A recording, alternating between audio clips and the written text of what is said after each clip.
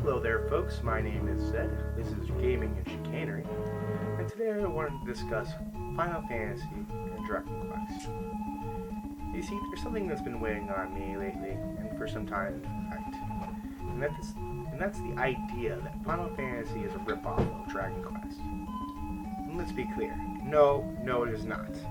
Anyone who says it is full of it. I'm sorry, but you are. You don't know what you're talking about, so just stop.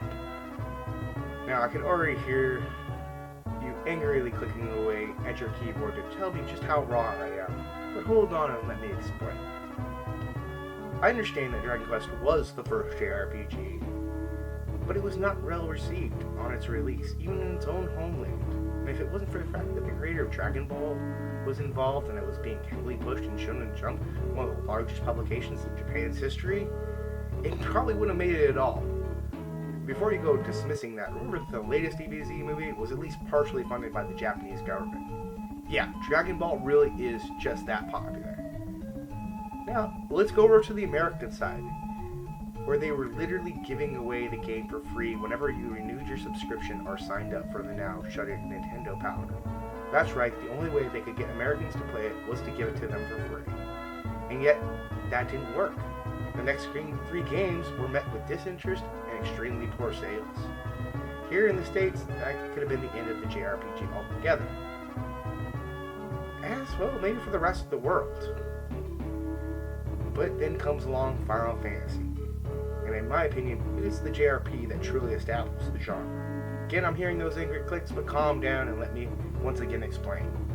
Why, if it wasn't for Final Fantasy, we wouldn't have this genre at all. While Dragon Quest may have given the audience their first taste of an RPG, of a Japanese RPG anyway, it was Final Fantasy that captured our imaginations, that enchanted us, and left us hungry for more. And that was without the large push of Nintendo Power giving away free copies or being associated with the most popular manga of all time. It simply sold on the basis of its merits as a game, not those involved in its creation. More so, it took chances both with its story and design that made it stand apart from any other RPG in the genre, both in the East and West. Something that it would continue to do with each title, evolving and growing with each iteration and building on what came before.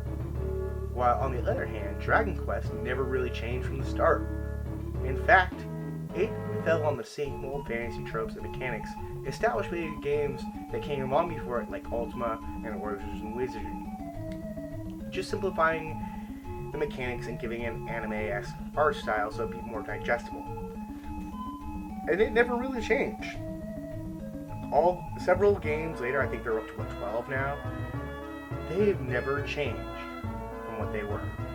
While Final Fantasy never remained the same.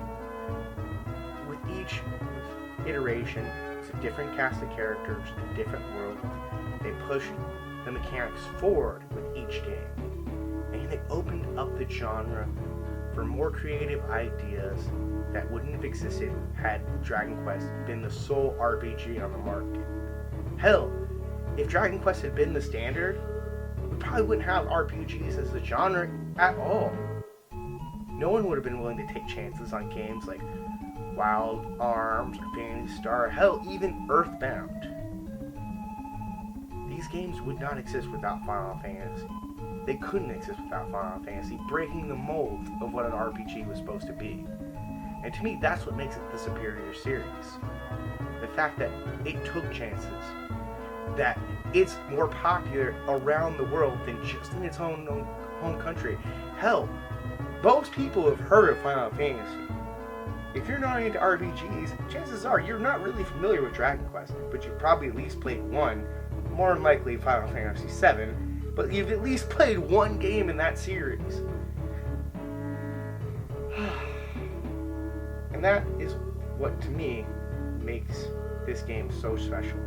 The fact that not just here in the States, not just in Japan, but all across the world, people love Final Fantasy.